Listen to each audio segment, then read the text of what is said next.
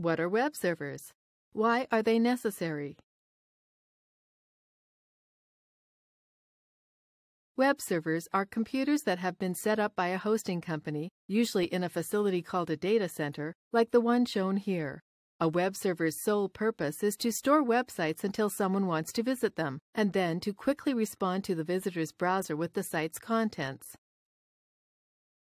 A server should be able to respond to at least several dozen requests at a time, if not hundreds. How many websites a server can comfortably host depends on a wide variety of factors, including server hardware and how popular the sites are. Even the most expensive server hardware isn't going to be very useful without the software to actually get things done.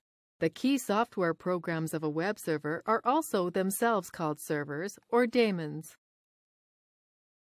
Most servers used for web hosting have at least these kinds of software servers running at all times: an HTTP or web server to provide the websites, an FTP server for uploading files, an email server or two, a database server for storing information essential to the operation of a website.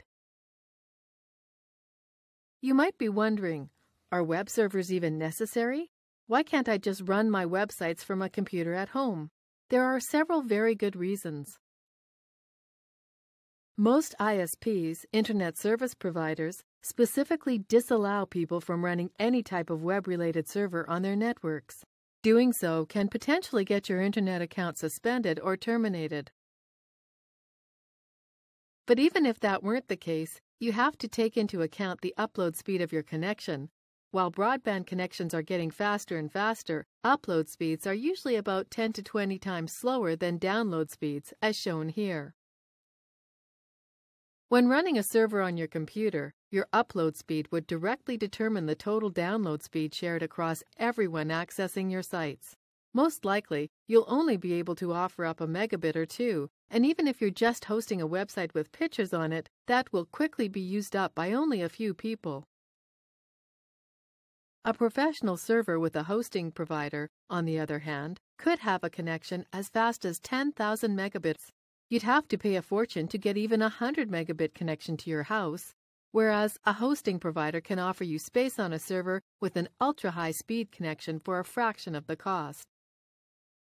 Moreover, most consumer broadband ISPs aren't reliable enough for hosting websites. You'll probably want people to be able to visit your sites at all hours of the day, and that won't be possible if your internet connection is acting up or your ISP is performing maintenance.